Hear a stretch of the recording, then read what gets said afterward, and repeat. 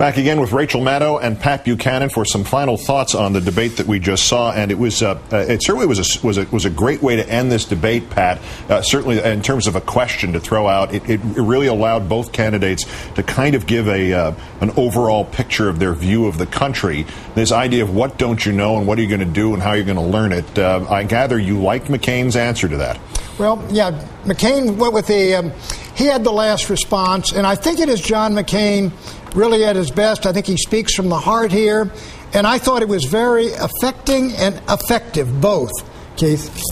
And be specific about it. I mean, what you liked about that. I mean, I saw what he said, that there are challenges around the world, and we'll be talking about countries we hardly know where they are on the map right now. Was that part of it, or a broader sense? It's in the sense that it's who he is, what he believes, and the way he's lived his life, and the values that he holds dear. And I think that comes through the man's image of himself, which I think he deeply believes in. I thought it came through very, very well. And Rachel, the answer from Senator Obama on the same point raised his history in this country, and he was able to talk about not knowing or knowing that he was able to be in the position he was in because of the country he was in. There was a certain pride that was expressed there that probably was a little backfilling towards those who had questions about whether or not he was proud of being an American and all the rest of that, or his wife was. And then his answer seemed to be concluding with the idea of whether or not we're going to pass the American dream on to the next generation. There was almost thought he's going to say, "Are you better off than you were 8 years ago?" He pretty much did.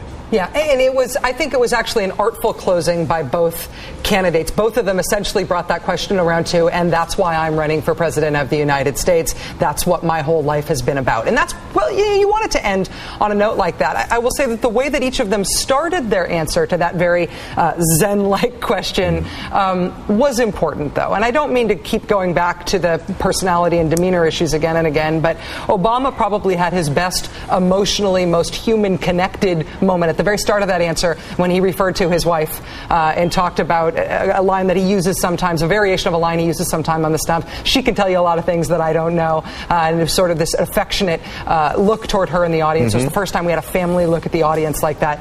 McCain started off in a very stumbling manner. He eventually took off, and the rhetoric was great by the end of it. But he actually said at the beginning, I remember I wrote it down. I said, "I don't know what's going to happen. I don't know what the unexpected will be." That was a little underwhelming. Well, it is genuinely true. I mean, I don't know what the unexpected is either. We almost got towards Donald Rumsfeld territory here about known unknowns and unknown unknowns. But let me ask you about this, and Pat, I'd like to go to you first on this in the time we have left. Apparently, the reaction from the right is not good to Senator McCain's performance today. This is from something on the National Review. We have a disaster here. Memo to McCain campaign: someone is either a terrorist sympathizer or he isn't. Someone is either disqualified as a terrorist sympathizer or he's qualified for public office. You help portray Obama as a clearly qualified presidential candidate who would fight terrorists. Some of the rhetoric I'd have a fight with the gentleman over, but I think there is a point here that there are, as Howard Fineman said at the beginning of the hour, there are several different McCain campaigns going on. In one of them, he is hitting Obama over the head with everything he can find, and no holds barred in this match. And then we come to a face-to-face meeting where none of these topics and none of these names were introduced. Is it impossible to carry these almost mutually exclusive kinds of points of view, these simultaneous campaigns? McCain, as I'm sure, is tortured in the sense that he doesn't want to do this, but I think he knows he's going to have to do something like this or he's going to lose this election.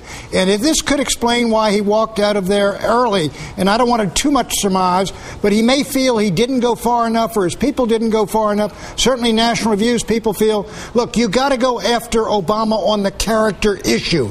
And there's a lot of his connections which you're going to have to use or you're going to lose this election. And if you're unwilling to do it, then you're not the candidate you ought to be. And I think that is weighing heavily on McCain. He doesn't want to do Reverend Wright, I don't think, but he's being pulled in that direction.